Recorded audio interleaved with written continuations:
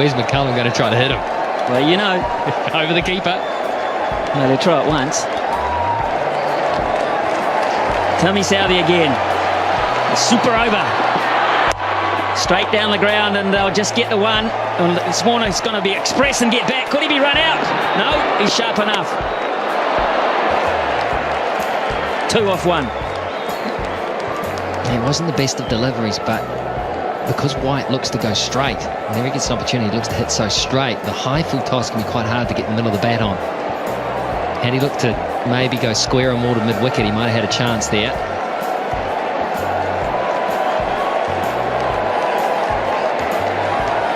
New Zealand will use Martin Guptill, Ross Taylor and Brendan McCullum when it's their turn to bat. It seems a long way away at this point. Here's Southey again. Just a single. Tim Southey. He's bowling a season's worth here.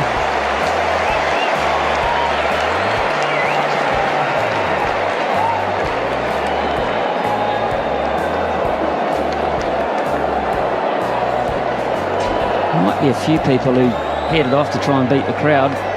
They're wondering what all the yelling's about. What are they still doing?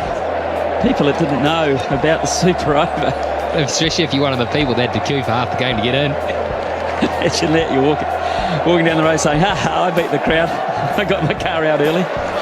Pick up the paper tomorrow morning. But it's been a great crowd. 26,148. They got their money's worth. Here's Southey again. Warner on strike. Oh, Southey. He doesn't have to throw it. That's fine. It's a genius. How did he stop this, or did you just get in the way? I reckon he could bat too. Maybe they sent him out the bat. He's trapped that. White wanted to get the strike. Warner wasn't prepared to risk it. So he's bowled 3 balls for 3 runs. And Warner has 3 balls to work his magic. Can he do it? That's big. How big? It's going to be caught. It's going to be taken. Not big enough. Nathan McCullum. The most important thing there, it's a dot ball. And Australia only have 1 wicket up their sleeve, but White gets on strike. It was close to his arc, but he toe-ended it. It was just too wide for him to get in the middle of the bat on it, and so it went up. It just floated up. Nathan McCullum, I tell you what, I don't care what the situation is, he does not drop those. He had his head, he was looking to place the ball around the park. He looked like he was cool, calm, and knew what he was doing. He was in form and he was hot. Anyway, that's all academic. Here's White. There's Tim Southey again too. Oh, my word. He runs him out. That would be the end of the innings. He didn't try. Hey, Tim Southey, how about this? How about that? But absolutely perfect. Well, is Brendan McCullum man of the match if New Zealand win? Of course he is. Or is Southey? Is Tim Southey?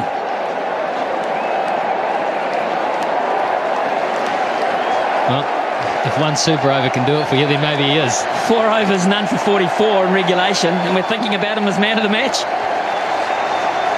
Last ball, super over. And that'll only be 1. They'll run again, and mow as well. Hopkins will go, it's hit the batsman. You run the line of the throw, perfectly legal. You can do that, Brad Haddon. Protect the wickets you're running towards. 6 off the over, and they're loving Tim Southey. New Zealand have got a royal opportunity here against Sean Tate to win this match. With the stiff hammy. Who's going to say he hasn't? Here's Tate. 7 to win from 6.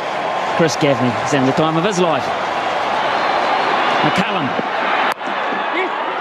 gets it behind point. It's going to have to scamper. That might have been close. Remember, Australia get 2 wickets, they win.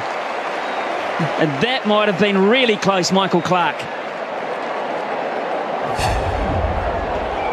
Decided to have a go at it. He knew he had cover. He knew the importance of an early wicket. Oh, it would have been touch and go. That would have been a dead heat. Yeah, Brendan McCullum knew it. So 1 from 1. Good stuff, Sean Tate. Now the strategy, the field placing's probably changed here. The thinking's got to change. Guptill will play. Guptill will look to play down the ground. And maybe go through cover. it's a shocker. Oh, my goodness. Not even close. Who's feeling it the most?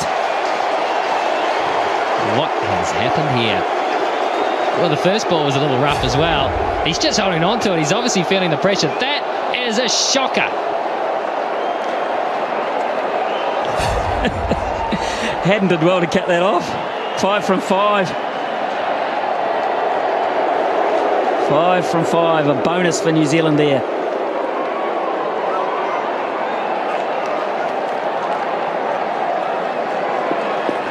And take the one. They can take a single. They've got McCullum at the other end, chumping at the bit to have another go. Here's Tate. What can he come up with here? That was wideish too. That might have pushed the boundaries. Clark again misses. Another run-out opportunity. And that was a crucial one. That would have been the make-up after the wide, because that would have been a wicket and it also would have been a dot ball. He had time too here, Clark, and he's the type of guy that normally hits. He is such a good cricketer. Guptill gave it everything. He had time to steady himself, take aim. It would have been out. Yeah, it would have. It would have, and I don't think it would have missed by much. Michael Clark doesn't miss very often. Now then, McCullum on strike. 4 to 1, 4 deliveries. Here we go. Gaffney calls it a wide, and they run one as well. McCullum put pressure on by taking the shot on, and Tate has not reacted well to the situation. Well, this ball looked to deflect. Let's have a close look at this, because if he misses it, yeah, I think fair enough. I've seen closer ones than that called. Well, there's no argument from Australia, to be fair. No argument whatsoever. 2 to 1 from 4 balls now. Gets it over the top away. New Zealand have won behind point. It's a ripper from Guptill. Tate couldn't handle it. Too much width, too much pressure. And New Zealand, well, they had it won once. They let it go, and they've won it again. What a day. Who would have thought? Who would have thought that in that situation it would have been the Australians to get it completely wrong, to fold, to buckle under the pressure. New Zealand.